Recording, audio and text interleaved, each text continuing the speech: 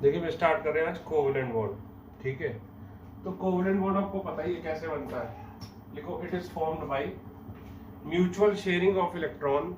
देखिए ये lecture fast जाएगा थोड़ा, क्योंकि पूरा 10th का लेक्चर है, ठीक है, 10th या 9th का, तो फास्ट रहेगा, इसकी स्पीड फास्ट फास्ट आपको लिखना है। देखो it is formed by mutual sharing of electron between two atoms,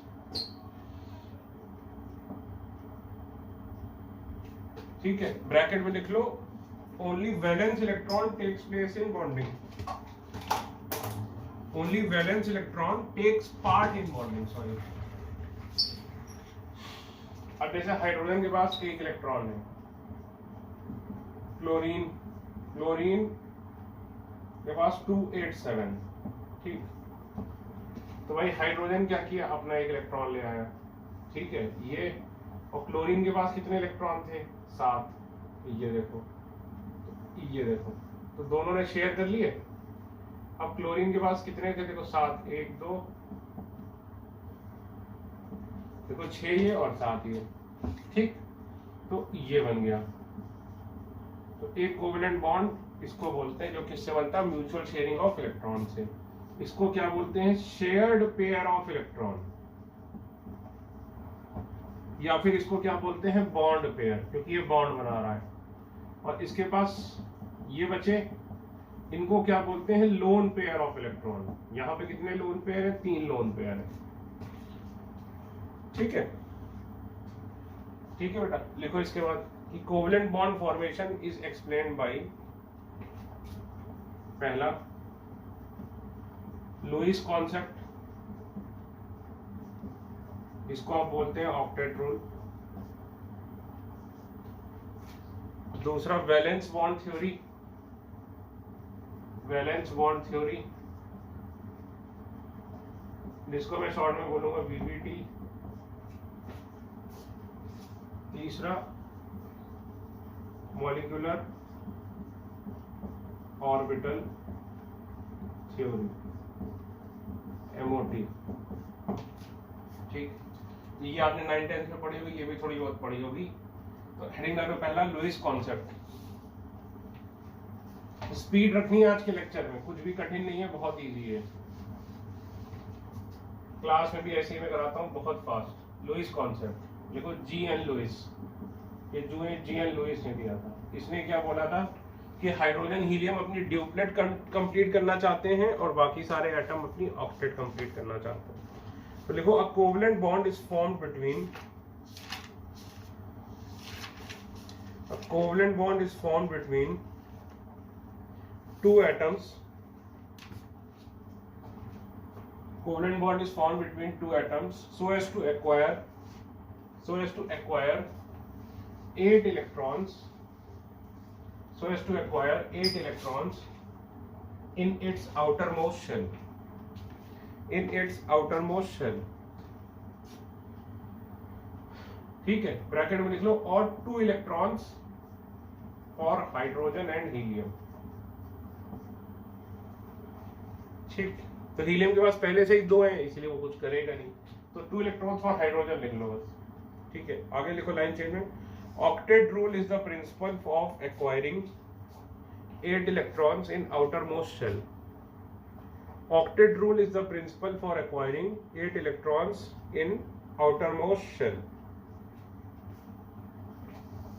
अब देखो लुईस डॉट स्ट्रक्चर देखा होगा आपने,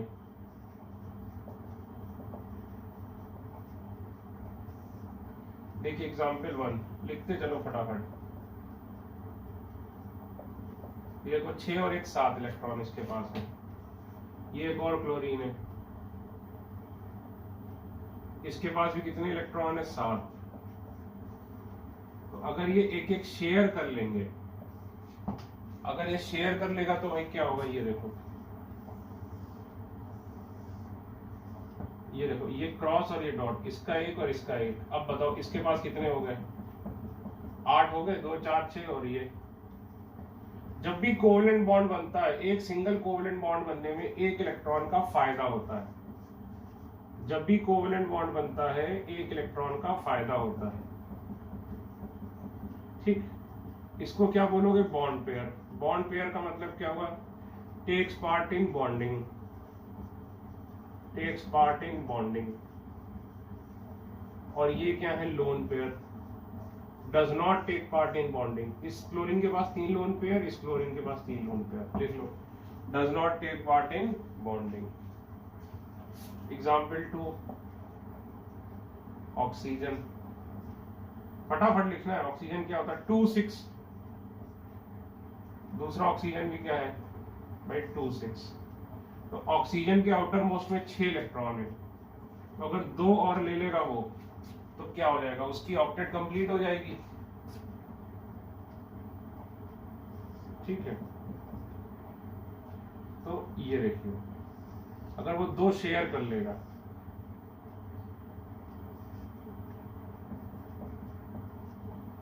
ये देखो, ये देखो 4-2 बन गया। अब इस बार कितने लोन पेयर है, 2 लोन पेयर, 2 लोन पेयर, और कितने बॉन्ड पेयर है, 2 बॉन्ड पेयर। ठीक है, ये 2 बॉन्ड पेयर माने जाएंगे ना।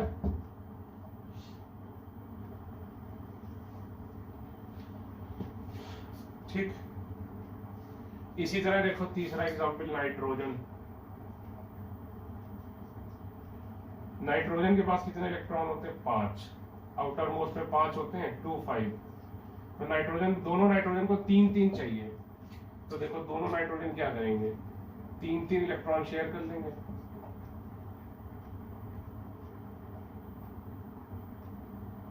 ये देखो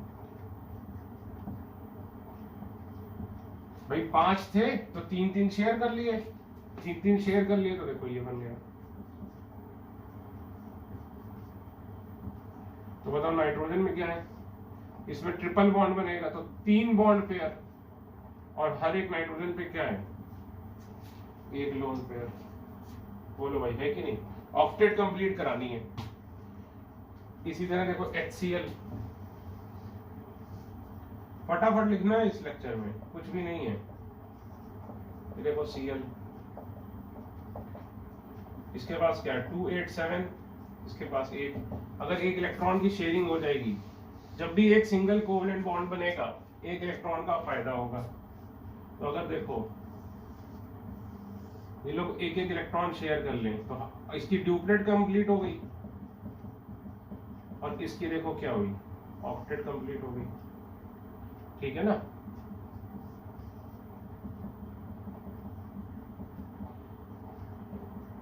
ठीक।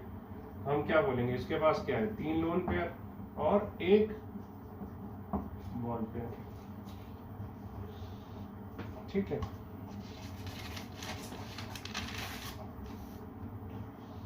फटाफट फटाफट फटाफट।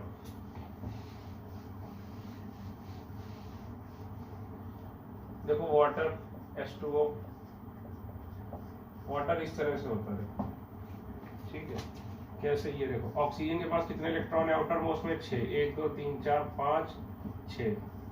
एक हाइड्रोजन इधर से आया, एक हाइड्रोजन, ये देखो एक इस हाइड्रोजन के साथ इलेक्ट्रॉन शेयर किया इसने, और एक इधर वाले हाइड्रोजन के साथ शेयर किया।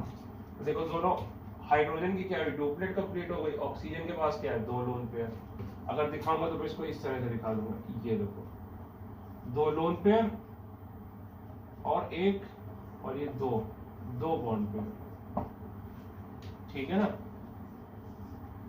देखो अमोनिया, अमोनिया वैसे खुद सोच सकते हो, नाइट्रोजन के आउटर मोस्ट में कितने इलेक्ट्रॉन, 5। 1, 2, 3 यहाँ खर्च हो गए, 1 लोन पेयर बचा होगा, 3 ये हाइड्रोजन ले आया होगा। अब खुद सोचो इसकी ऑक्टेट कंप्लीट हो गई कि नहीं, ये देखो, और ये हाइड्रोजन की ड्यूप्लेट कंप्लीट हो गई।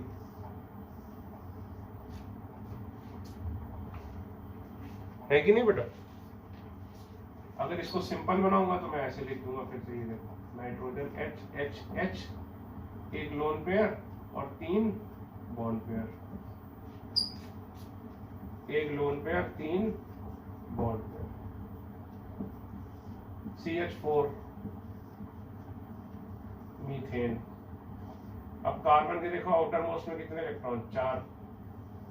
4 हाइड्रोजन के साथ बॉन्ड बनाएगा, ये देखो, ये हाइड्रोजन आया, इलेक्ट्रॉन लाया, ये हाइड्रोजन आया, इलेक्ट्रॉन लाया, ये हाइड्रोजन आया, इलेक्ट्रॉन लाया, ये देखो। और ये देखो कार्बन के पास कितने हो गए, 8 हो गए कि नहीं, तो देखो भाई ये 6 7 8 में किए होंगे आपने शायद इस तरह से। देखो कार्बन के पास 1 2 3, क्योंकि एक कोवेलेंट बॉन्ड बनाने से कितने का फायदा होता है, ये देखो भाई एक इलेक्ट्रॉन का। कार्बन के आउटर मोस्ट में कितने थे, 4, कितने कोवेलेंट बॉन्ड बनाए, 4, तो कितने इलेक्ट्रॉन का फायदा हुआ, 4 का। ये देखो 1 2 3 4 5 6 7 8, इसमें क्या है, 4 बॉन्ड पेयर, कोई भी लोन पेयर नहीं है।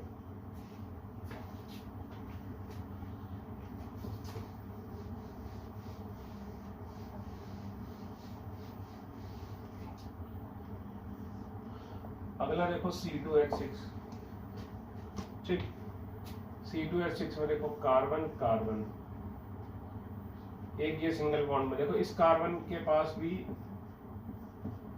कितने इलेक्ट्रॉन, 1 2 3 4, ठीक, और एक 4 बॉन्ड बना रहा है, तो बताओ ये देखो ऑक्टेट कंप्लीट हो गई इस कार्बन की।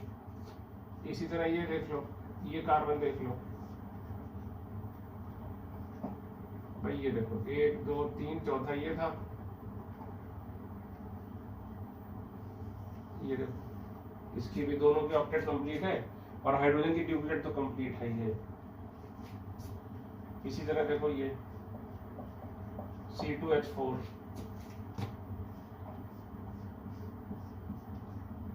तो देखो कार्बन 4 बॉन्ड 4 इलेक्ट्रॉन है कार्बन के पास, ये देखो 1 2 3 4 कोवेलेंट बॉन्ड बनाए, हर एक कोवेलेंट बॉन्ड बनाने से कितने का फायदा हुआ, 1 का, तो 8 हो गए इसके पास, ये देखो हो गए 8 इलेक्ट्रॉन। इसी तरह इसके बाद देखो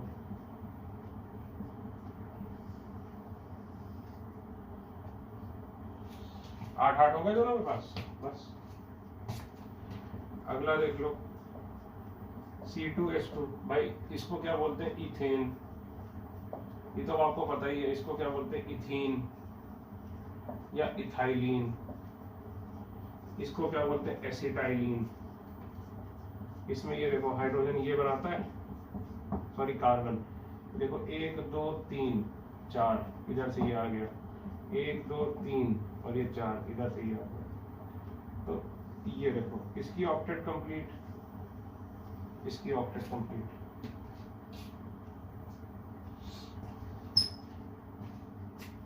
ठीक है भाई। अब हेडिंग डालो लिमिटेशंस ऑफ लुईस कंसेप्ट।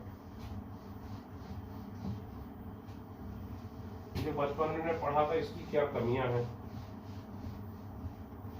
बहुत सारी कमियां हैं। देखो पहला, it can not explain the, भाई सिंपल सी बात है, ये क्या कह रहा है, समझिए कि ऑक्टेट कंप्लीट होने के लिए ही बॉन्डिंग होती है, ठीक, तो इसकी कमियां क्या होंगी। पहली बात, ये उन कंपाउंड्स को एक्सप्लेन नहीं कर पाएगा जिसमें ऑक्टेट कंप्लीट नहीं है। दूसरा, ये उन कंपाउंड्स को एक्सप्लेन नहीं कर पाएगा जिसमें बॉन्डिंग के बाद 8 से ज्यादा इलेक्ट्रॉन हो गए। देखो दो कमियां तो दिखी गई। ये क्या कहता है, लुईस कंसेप्ट क्या कहता था कि भाई हर मॉलिक्यूल या एटम रिएक्शन क्यों करता है, रिएक्शन करके वो क्या करना चाहता है, ऑक्टेट कंप्लीट करना चाहता है, ठीक है। तो कोई भी ऑक्टेट कंप्लीट करना चाहता है, ये लुईस ने बोला। तो अब इसकी कमी क्या होगी, सोच के देखो। पहली चीज, ये उन मॉलिक्यूल का स्ट्रक्चर नहीं एक्सप्लेन कर पाएगा जिसमें 8 से कम इलेक्ट्रॉन होंगे। दूसरी चीज, ये उन मॉलिक्यूल का स्ट्रक्चर भी एक्सप्लेन नहीं कर पाएगा जिसमें 8 से ज्यादा होंगे। तो दो तो कमियां दिखी गई। एक चीज और याद रखना, पीरियोडिक टेबल में सिखाई थी, जैसे बेरिलियम तो कोवेलेंट भी बनाता है, यहां बलगा इंटल कसी जेसन पब नपस सब्बी ऑस से टेपो fluorine chlorine bromine iodine astatine हेने अरकर जीरन। तो आउटर मोस्ट इलेक्ट्रॉन कितने होते हैं, यहाँ पे 2 आउटर मोस्ट इलेक्ट्रॉन, यहाँ पे 3, यहाँ पे 4, यहाँ पे 5, यहाँ पे 6, यहाँ पे 7 और यहाँ पर 8। ये याद रखना। जो आपको पीरियोडिक टेबल में ग्रुप वाइज मैंने याद कराया था, वो पीरियोडिक टेबल के लिए नहीं याद कराया था, केमिकल बॉन्डिंग के लिए याद कराया था। तो ये याद रखना कि 2 इलेक्ट्रॉन 3 4 5 6 7 इस तरह से चलेगा। ठीक, तो पहला limitation number 1, it can not explain structure of those molecules, it can not explain structure of those molecules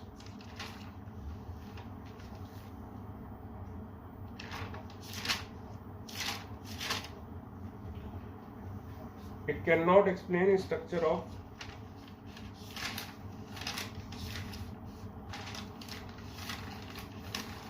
those molecules which have less than 8 electrons, which have less than 8 electrons in their outermost shell after formation of bond, in their outermost shell after formation of bond। देखो जैसे BeCl2 for example, अब beryllium में देखो outer most में कितने electron है, 2 1 2 2 है outer most में। क्लोरीन कितने भाई, सिंगल बॉन्ड तो एक ही तो कंट्रीब्यूट करेगा। तो अब बताओ बेरिलियम के पास कितने इलेक्ट्रॉन हुए, ओनली 4 इलेक्ट्रॉन्स, तब भी ये कंपाउंड है। AlCl3, अल्युमिनियम के आउटर मोस्ट में 3 ये देगा। तो बताओ इसकी ऑक्टेट इनकम्प्लीट है, इसमें कितने, ओनली 6 इलेक्ट्रॉन।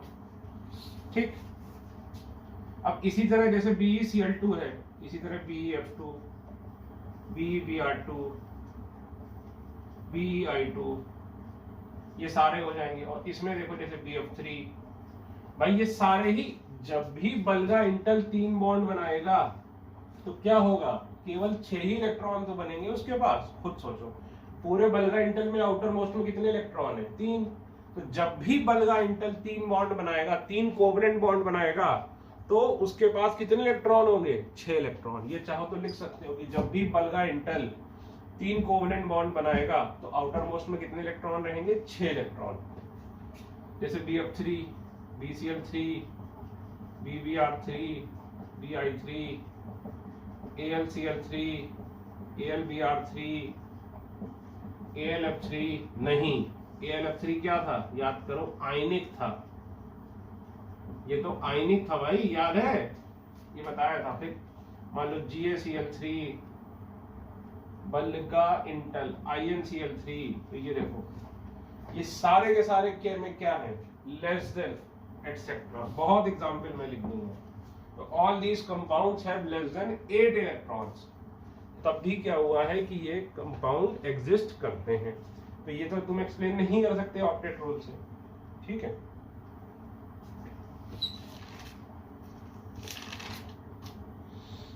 ठीक, ये भी साइड में लिख लेना छोटा सा। ठीक है, तो लिख लो कि formation of these compounds can not, ये तो लिखा ही दिया है, नोट करके लिख लो, these all compounds are known as electron deficient compounds.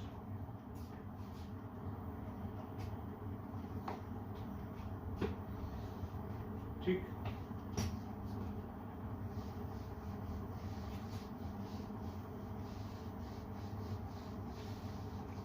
दूसरा, it can not explain formation of molecules having more than 8 electrons in their outermost shell।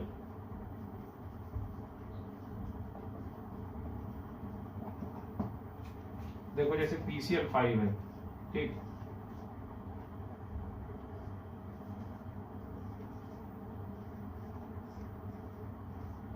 ये PCl5 हो गया। फास्फोरस के आउटर मोस्ट में कितने, 3 4 5। Cl के पास कितने बताओ, फास्फोरस नाइट्रोजन के नीचे आता है, आउटर मोस्ट में 5 थे। अब इसके पास कितने इलेक्ट्रॉन हो गए, 10 इलेक्ट्रॉन। इसी तरह SF6 देखो,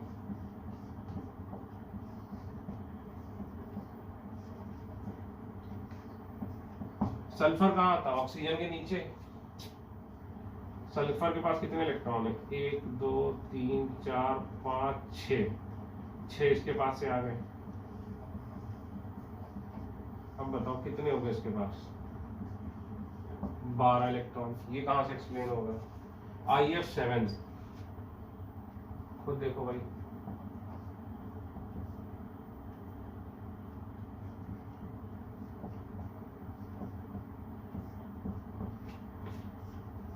आयोडीन के पास आउटर मोस्ट में कितने, 7, 1 2 3 4 5 6 7, और 7 इससे आ गए, क्योंकि जब भी एक कोवेलेंट बॉन्ड बनेगा एक इलेक्ट्रॉन का फायदा होगा। तो यहाँ तो कितने इलेक्ट्रॉन हो गए, 14 इलेक्ट्रॉन हो गए। तो बताओ क्या कहीं ऑक्टेट कंप्लीट हो रही है, कुछ कंप्लीट नहीं हो रहा ऑक्टेट। तो इसका मतलब क्या हुआ कि octet rule is not followed. ठीक है, तो ये देखो कहाँ एक्सप्लेन कर पा रहा है, ऑक्टेट रूल नहीं कर पा रहा है। यहाँ पे स्टार बना के लिख लो सच्चाई क्या है। सच्चाई ये है कि octet rule is followed only by ये कार्बन नाइट्रोजन ऑक्सीजन फ्लोरीन।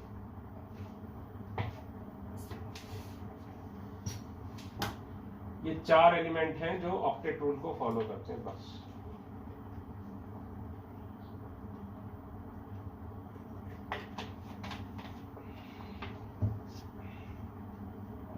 बस। ठीक है, अब देखो इनको क्या बोलते हैं, वैसे हाइपर वैलेंट कंपाउंड, ध्यान रखना। ये वाले जिनमें 8 से ज्यादा इलेक्ट्रॉन होते हैं इनको क्या बोलते हैं, हाइपर वैलेंट कंपाउंड्स। ठीक है, अब देखो, अब ये क्या कह रहा था कि भाई 8 इलेक्ट्रॉन ही होने चाहिए। तो नोबल गैसेस के पास तो 8 इलेक्ट्रॉन पहले से हैं।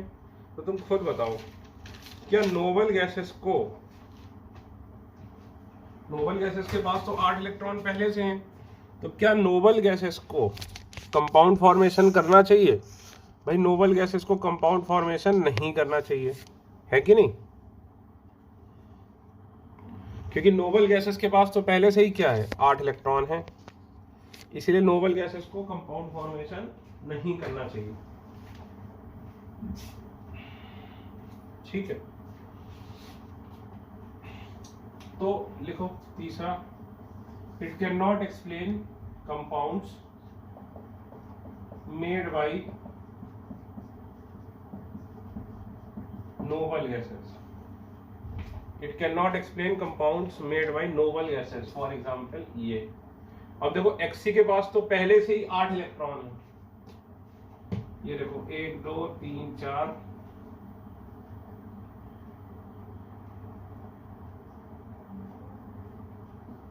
HCl4 दिखा देता हूँ, ज्यादा आसान पड़ेगा। ये देखो 1 2 3 4 5 6 7 8, पहले से ही 8 इलेक्ट्रॉन है, तो ये क्यों रिएक्ट करेगा, करना ही नहीं चाहिए। बताओ भाई, वो कह रहा था हर आदमी को 8 चाहिए, हर आदमी मतलब हर एटम को 8 चाहिए जिससे वो स्टेबल हो जाए, हर एटम को 8 चाहिए जिससे वो स्टेबल हो जाए। लेकिन यहाँ तो क्या हो रहा, पहले से ही 8 है, तो बताओ ये क्यों कर रहा है, क्या इसको करना चाहिए? इसको नहीं करना चाहिए। तो लिखो Xc has already 8 electrons in its outermost shell. Xc has already 8 electron in its outermost shell. So it is already stable.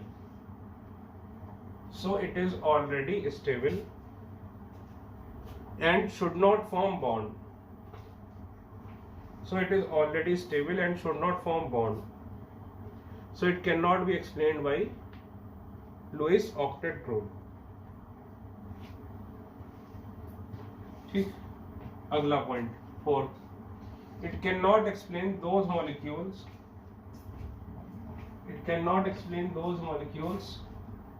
which have odd number of electrons. For example, NO देखो कैसे बनता है, नाइट्रोजन के पास कितने, 5, 1 2 3 4 5, oxygen के पास 6। तो देखो lone pair तो चलता है, लेकिन अकेला इलेक्ट्रॉन नहीं चलता, तो इसको क्या बोलते हैं, ऑड इलेक्ट्रॉन। ठीक है, तो जो ऑक्टेट रूल था वो इसको एक्सप्लेन नहीं कर पाया उन कंपाउंड्स को जो ऑड इलेक्ट्रॉन मॉलिक्यूल्स थे। ठीक है, अगला point, it can not explain shape of molecule. Shape की कोई बात ही नहीं करता है। It can not explain shape of molecule. अगला point, it can not explain forces of attraction or repulsion. It cannot explain forces of attraction or repulsion.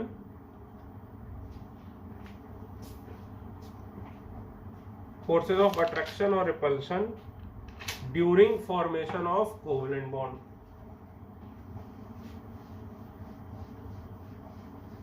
During formation of covalent bond. अगला point, it does not tell about energy, amount of energy. It does not tell about amount of energy released during formation of covalent bond.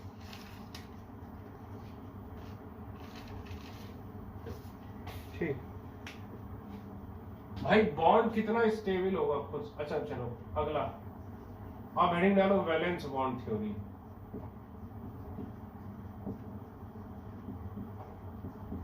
VBT।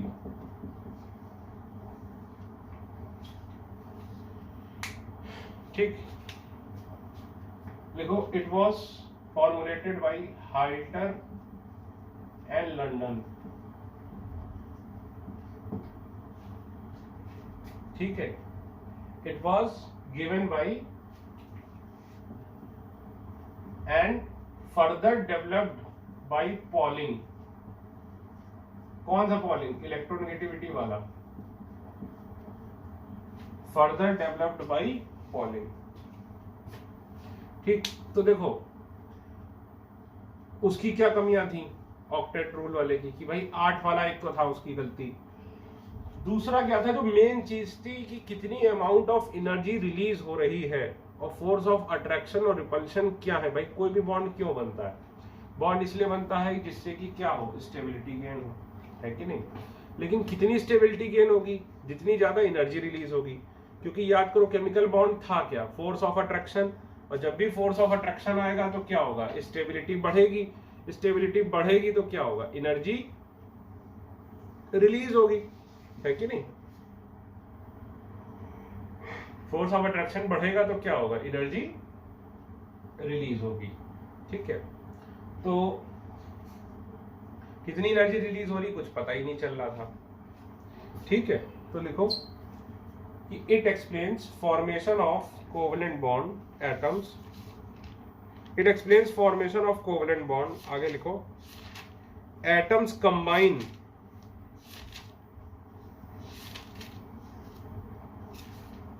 atoms combine to form molecule so that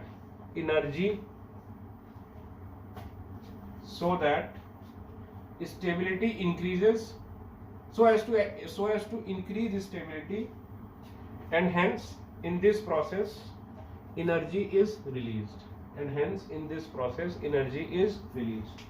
मतलब वो क्या कह रहा है कि देखो, कोई एक एटम A है, कोई एक एटम B है।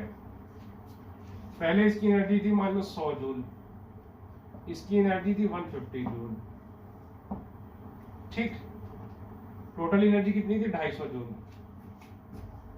जब ये मॉलिक्यूल बन गया AB मॉलिक्यूल, तो मॉलिक्यूल बनेगा ही क्यों, टू गेन स्टेबिलिटी। तो अब इसकी एनर्जी रह गई 200 जूल। क्यों भाई, टोटल शुरू में कितनी थी, 250, लेकिन अगर कंबाइन हो गया तो क्या हुआ, 50 जूल। 50 जूल रिलीज हो गई, तो इसमें क्या था, टोटल 250 जूल था। यानी इसकी क्या थी, मोर एनर्जी। यानी अलग अलग अगर एटम थे तो ये क्या थे, लेस स्टेबल। और ये देखो ये क्या है, इसकी क्या है, लेस एनर्जी। यानी जब ये कंबाइन हो गए तो ये क्या हो गए, मोर स्टेबल। तो इसीलिए उसने क्या बोला कि एटम कंबाइन ही क्यों करता है, to gain stability. Covalent bond बनता ही क्यों है, क्योंकि कोवेलेंट बॉन्ड बनेगा तो क्या होगा, स्टेबिलिटी बढ़ेगी, स्टेबिलिटी बढ़ेगी तो एनर्जी रिलीज होगी।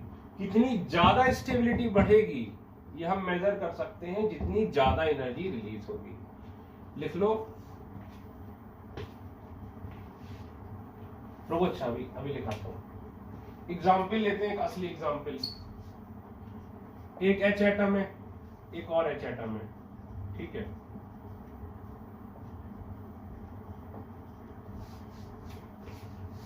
क्या बना लिया इसने, H2 मॉलिक्यूल बना लिया। जब ये बनता है तो बेटा एनर्जी निकलती है 435.8 किलो जूल पर मोल, इतनी एनर्जी रिलीज होती है, ठीक। भाई ये एटम्स थे,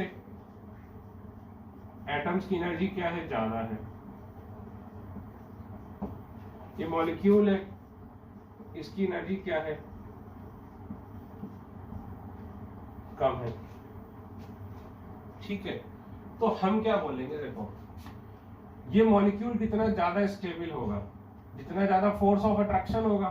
सुनो, केमिकल बॉन्ड था क्या, फोर्स ऑफ अट्रैक्शन था, याद करो। केमिकल बॉन्ड जब बनता था तो फोर्स ऑफ अट्रैक्शन बढ़ता था, उसकी वजह से क्या होता था, स्टेबिलिटी बढ़ती थी और एनर्जी कम होती थी। कम कैसे होती थी, रिलीज होकर, ठीक। तो एक बात बताओ, जितना ज्यादा स्ट्रॉन्ग केमिकल बॉन्ड होगा,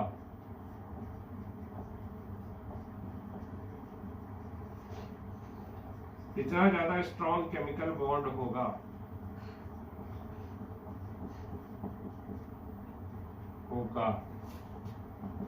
फोर्स ऑफ अट्रैक्शन उतना ही ज्यादा होगा।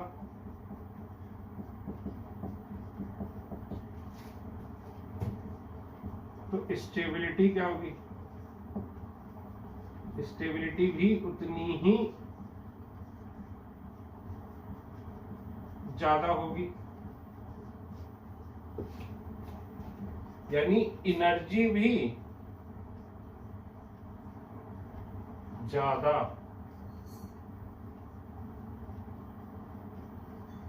रिलीज होगी। बोलो भाई, है कि नहीं, एनर्जी भी क्या होगी, फिर ज्यादा रिलीज होगी।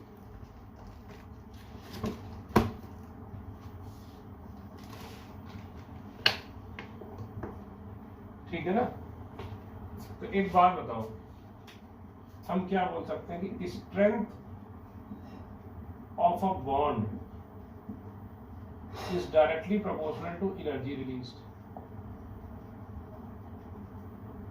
बोलो भाई, बोल सकते हैं कि जितनी ज्यादा एनर्जी रिलीज होगी, भाई जितना ज्यादा फोर्स ऑफ अट्रैक्शन होगा उतनी ही ज्यादा एनर्जी रिलीज होगी। जितनी ज्यादा एनर्जी रिलीज हुई, हम क्या बोल सकते हैं, ये बॉन्ड उतना ही ज्यादा स्टेबल। तो जब ये एनर्जी कोवेलेंट बॉन्ड की होती है तो उसको हम क्या बोलते हैं, बॉन्ड एनर्जी। लिखो, अच्छा ये लिखो, उसके बाद ये लिखो।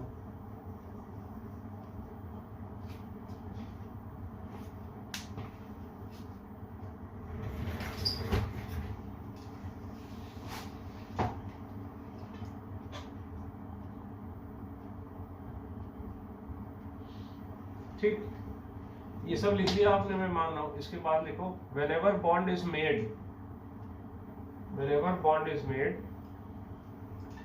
force of attraction increases,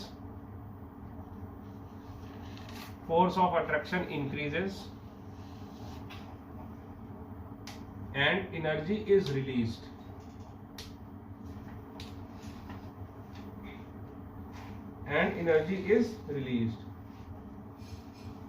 Whenever bond, covalent bond लिख लो, whenever covalent bond is formed, आगे लिखो, this energy is known as bond energy. This energy is known as bond energy. This energy is known as bond energy. Line change करके लिखो, for example bond energy of H2 molecule is 435.8 kilojoule per mole. It means कि जब ये 1 mole बनेगा, it means when 1 mole of H2 molecule is formed, when 1 mole of H2 molecule is formed, 435.8 kilojoule 435.8 kilojoule energy is released.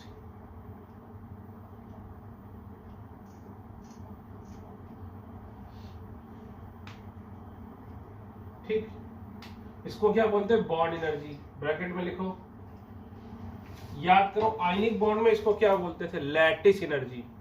तो compare करते हैं bond energy और lattice energy. देखो याद करो, लैटिस एनर्जी में क्या था? ये आयनिक और शुरुआत में इनफाइनाइट डिस्टेंस पे थे। इसका मतलब no force of attraction initially, शुरू में इनके बीच में कोई फोर्स ऑफ अट्रैक्शन नहीं था। लेकिन जब ये सॉलिड स्टेट में आ गए, इनके बीच में फोर्स ऑफ अट्रैक्शन आया, तो अगर ये 1 मोल बना तो जो एनर्जी रिलीज होती थी, इस एनर्जी को क्या बोलते थे? Lattice energy. ठीक, ये किसके लिए हम यूज करते थे? आयनिक बॉन्ड या फिर इलेक्ट्रोवैलेंट बॉन्ड। इसी तरह देखो, जैसे हाइड्रोजन एटम, ये दोनों गैसियस स्टेट में, शुरू में ये भी क्या इनफाइनाइट डिस्टेंस पर, और इन्होंने बॉन्ड बनाया H2, ये बॉन्ड बन गया। तो अगर ये 1 मोल बनेगा तो जो एनर्जी रिलीज होगी, इसको क्या बोलेंगे? Bond energy. ये किसके लिए है? कोवैलेंट बॉन्ड के लिए।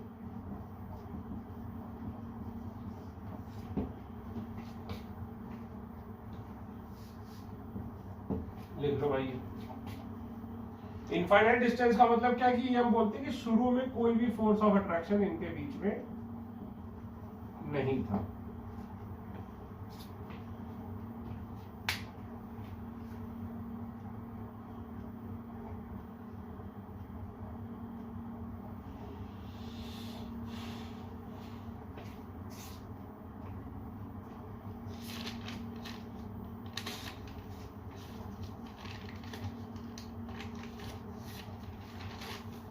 इसके आगे लिखो, valence bond theory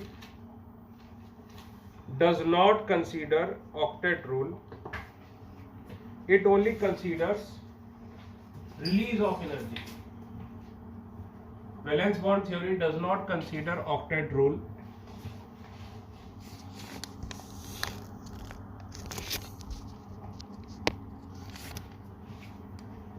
Valence bond theory does not consider octet rule. It only considered release of energy. अब चलो बॉन्ड एनर्जी की डेफिनेशन लिख लेते हैं।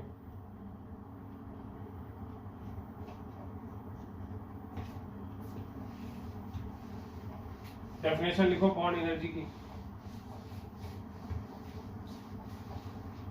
देखो बॉन्ड एनर्जी, हेडिंग डालो छोटी सी, बॉन्ड एनर्जी लिखो। It is the amount of energy produced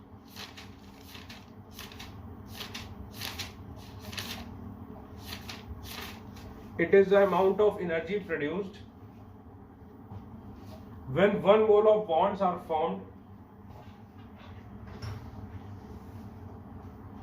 when 1 mole of bonds are formed in gaseous state.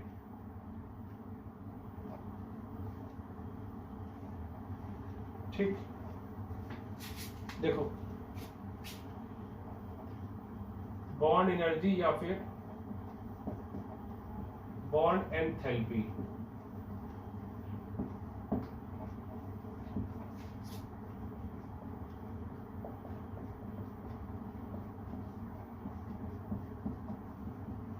देखो फिर वही बात, ये शुरू में क्या थे? इनफाइनाइट डिस्टेंस पर गैसियस स्टेट में थे। ठीक, इनफाइनाइट डिस्टेंस यानी no force of attraction initially.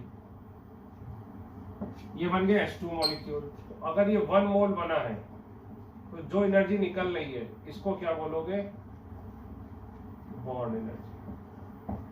भाई केमिकल बॉन्ड बना है तो फोर्स तो एनर्जी रिलीज होगी ही होगी, तो बॉन्ड एनर्जी। और याद करो ये गैसियस फॉर्म में शुरू में इनफाइनाइट डिस्टेंस,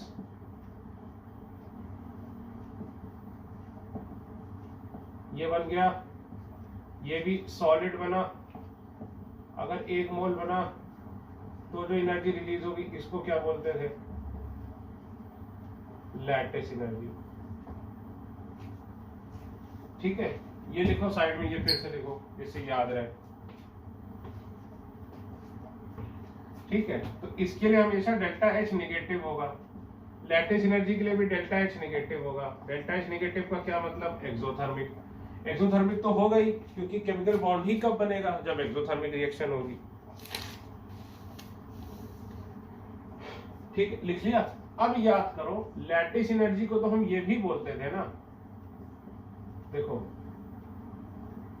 कि इसको बनाने में जितनी एनर्जी लग रही है, अगर इसको हम लैटिस एनर्जी दे दें तो ये क्या होगा? टूट जाएगा, अलग अलग हो जाएगा। तो इसी तरह बॉन्ड एनर्जी को भी हम ऐसे डिफाइन कर सकते हैं, अभी लिखना नहीं, कि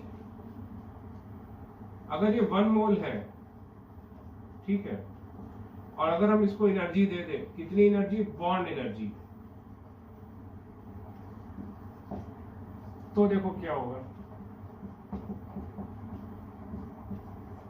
ये टूट जाएगा गैसियस फॉर्म में। यानी बॉन्ड एनर्जी को 2 तरीके से डिफाइन कर सकते हैं कि 1 मोल बॉन्ड बनने में जितनी एनर्जी रिलीज होगी वो बॉन्ड एनर्जी, या फिर 1 मोल बॉन्ड तोड़ने में जो एनर्जी लगेगी वो बॉन्ड एनर्जी, और दोनों ही इक्वल होंगी। जैसे ये इस केस में 435.8 किलो जूल पर मोल, और इतनी एनर्जी इसको दे दोगे तो ये टूट जाएगा। तो लिखो कि हेंस, यानी इस केस में ये क्या हो जाएगी? एंडोथर्मिक, और इस केस में ये भी क्या हो जाएगी? एंडोथर्मिक। लेकिन बाय डिफॉल्ट कोई पूछेगा तो क्या बोलोगे? एक्सोथर्मिक होती है। तो लैटिस एनर्जी भी कैसे डिफाइन कर सकते थे? 1 मोल जब सॉलिड बना तो जो एनर्जी रिलीज हुई, या फिर 1 मोल सॉलिड को तोड़ने में जो एनर्जी लगेगी। इसी तरह जब एक बॉन्ड एनर्जी कोवेलेंट बॉन्ड में क्या बोलोगे? कि 1 मोल जब कोवेलेंट बॉन्ड बना तो जो एनर्जी रिलीज हुई वो बॉन्ड एनर्जी, या फिर 1 मोल बॉन्ड को तोड़ने में जो एनर्जी लगेगी वो बॉन्ड एनर्जी। ठीक है, तो लिखो it can also be defined as, यहां पे ये लिख चुके होंगे आप, यहां पे लिखो it can also be defined as amount of energy needed to break 1 mole of bond in gaseous state।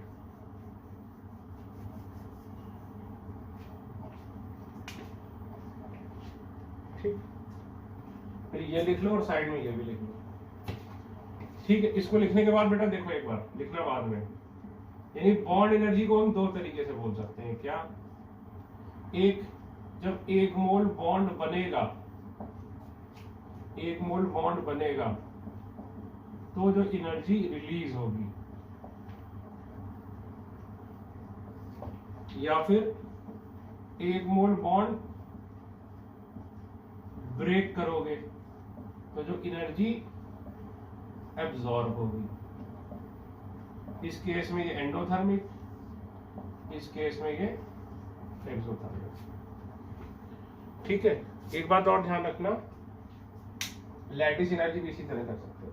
तो आज सर आपने हमें ये नहीं बताया कि फोर्स ऑफ अट्रैक्शन कैसे बढ़ेगा, कम होगा, तो वो मैं आपको बताऊंगा नेक्स्ट लेक्चर में। और नेक्स्ट लेक्चर वो जो फोर्स ऑफ अट्रैक्शन वाला है वो थोड़ा सा टफ रहेगा, ठीक है ना, वो थोड़ा सा आपका टफ रहेगा, इसलिए आपको थोड़ी सी दिक्कत होगी उसमें, ध्यान रखिएगा। ठीक है बेटा, इसीलिए आज ये लेक्चर में यहीं पे एंड कर रहा हूँ। टाइम वाइज छोटा है लेकिन लिखने में आपको थोड़ा ज्यादा टाइम लगेगा इसमें।